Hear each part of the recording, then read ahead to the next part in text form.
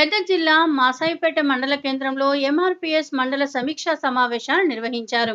ఈ సమావేశానికి మండల అధ్యక్షులు మొగిలిగుండ్ల ప్రభాకర్ మాదిగ అధ్యక్షత వహించారు.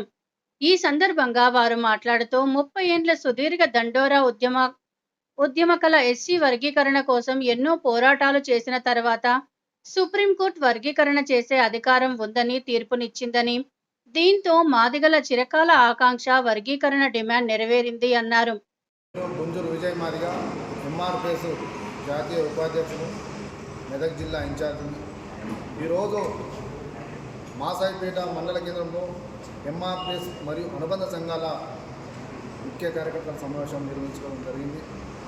ఈ నెల 7న ఎంఆర్పీఎస్ 31వ ఆవిర్భావ దినోత్సవాన్ని గ్రామాన పెద్ద ఎత్తున విజయవంతం చేయాలని, అదేవిధంగా ఎంఆర్పీఎస్ అనుబంధ సంఘాల నాయకులు మరియు కార్యకర్తలు ఈ కార్యక్రమంలో విజయవంతం చేయడంలో ప్రతి ఒక్కరూ ప్రధాన పాత్ర పోషిస్తూ సమాజంలో ఆదర్శంగా అనేక సమస్యలపై పోరాటం చేసి ఈ సమాజంలో ఆదర్శంగా నిలబడ్డ ఎంఆర్పీఎస్ ఉద్యమాన్ని ముందుకు నడిపించాల్సిన సమయమై ఆసన్నమైందని విజ్ఞప్తి చేస్తూ ఉన్నాం. ఈ మాసాయిపేటలో ఈ మండలం, ఈ జిల్లా మొత్తం మీద ఈ తెలంగాణలోనే ఓ అగ్రభాగంలో మెదక్ జిల్లా నిలబడుతుందని, రేపు ఉత్సవాల్లో నిర్వహించే కార్యక్రమంలో ప్రతి యువకుడు ప్రతి యువతి ఆదర్శవంతమైన పాత్ర పోషించాలని ఈ సమావేశం ద్వారా పిలుపునిస్తున్నాం. జై మాదిగ, జై మందకృష్ణ.